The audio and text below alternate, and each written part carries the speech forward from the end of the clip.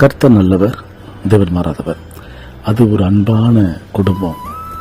அருமையான சகோதரன் தன் மனைவி பிள்ளைகளோடு கூட நல்ல வசதி வாய்ப்போடு அந்த இடத்துல அந்தஸ்தோடு கூட அவர் வாழ்ந்து கொண்டு வருகிறார்.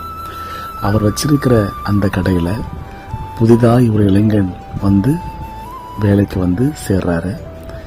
இந்த இளைஞன் அவருடைய மனைவி கிட்ட, அதாவது அந்த சகோதரனுடைய மனைவி கிட்ட ரொம்ப சகஜமாக பேச ஆரம்பிக்கிறாரு. நாளடைவில் அந்த பேச்சு ஆசை வார்த்தையாக மாறுது. அது பொய்யான வார்த்தை, பொய்யான வாக்குறுதி வார்த்தையாக மாறி அது கள்ள காதலில் போய் முடியுது. ஒரு நாள் இது கள்ள உறவில் போய் முடியுது. இதை குறித்து எல்லாரும் அரசல் புரசலாக பேச ஆரம்பிக்கிறாங்க. அவருடைய கணவரும் இதை கேள்விப்படுறாரு. ஒரு நாள் கண்கூடா அதை பார்க்க அவருக்கு அப்படிப்பட்ட சூழ்நிலை அமையுது.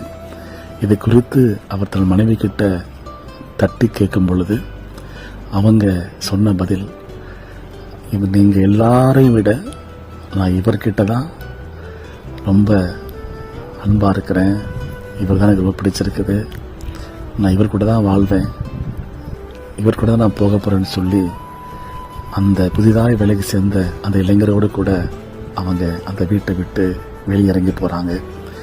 எவ்வளவோ சொல்கிறாங்க, நிறைய பெரிய பெரிய மனுஷங்கள்லாம் கூட்டு வந்து பஞ்சாயத்து வச்சு கேட்குறாங்க.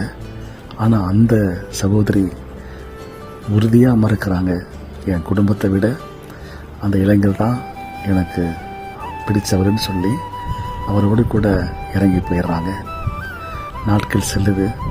இந்த சகோதரன் தன் பிள்ளைகளுக்காக வைராக்கியமாக இருந்து தன் பிள்ளைகளை கரை சேர்க்கிறாரு. தன் பிள்ளைகளோடு கூட அவர் தன்னுடைய வாழ்க்கையை பாதுகாத்து கொண்டு வாழ ஆரம்பிக்கிறாரு. திடீர்னு ஒரு செய்தியை கேள்விப்படுறாரு. அது என்ன அப்படின்னா, இவரை விட்டு கடந்து போன அந்த மனைவி அவள் தற்கொலை செய்து இறந்து விட்டாள் என்கிற அந்த செய்தியை கேள்விப்படுறாரு. இவர் அழைத்து கொண்டு போன அந்த இளைஞன் பொய்யான வார்த்தைகளை சொல்லி, ஆசை வார்த்தைகளை காட்டி அவளை மயக்கி கொண்டு போனான். தன்னுடைய தேவை முடிஞ்சவனும் தன்னுடைய ஆசை முடிஞ்சதும் அவளை கைவிட்டான். கள்ள உறவு அவளை கைவிட்டது. அவள் வாழ்க்கை பாழாய் போயிற்று.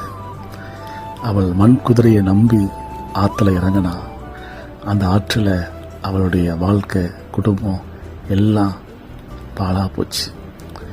அவள் கைவிடப்பட்டதை உணர்ந்தா, கதறி அழுதா, அனாதையை போல தெருவில் விடப்பட்டா.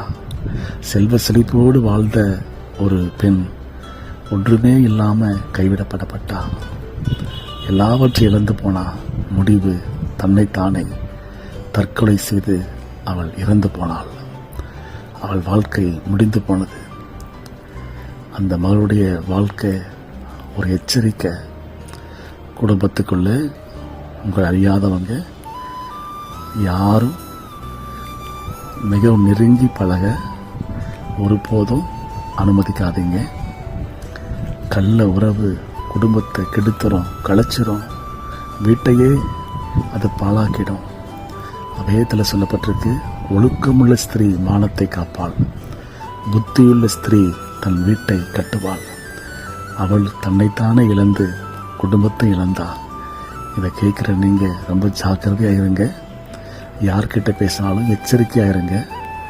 தாவீது சொல்கிறார், மரணத்துக்கும் எனக்கும் ஒரு அடி தூரம்தான் சொல்கிறாரு.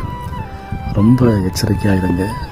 உங்கள் வீட்டை பாதுகாத்துக்கோங்க, குடும்பத்தை பாதுகாத்துக்கோங்க, முக்கியமாக உங்களை பாதுகாத்துக்கோங்க. உலகம் கேடானது தான், ஆனால் இதுக்குள்ளே தான் வாழும்படி கர்த்தர் நம்மை இங்கே அனுமதித்திருக்கிறார். பரிசுத்த வாழ்க்கை வாழவும், பரலோகத்தில் சாட்சியாக இருப்போம், ஒழுக்கமாக இருப்போம், கர்த்தருக்கேற்ற சாட்சியாக இருப்போம். கர்த்தர் நல்லவர், அவர் கிருபை என்றும் உள்ளது. ஆமென்.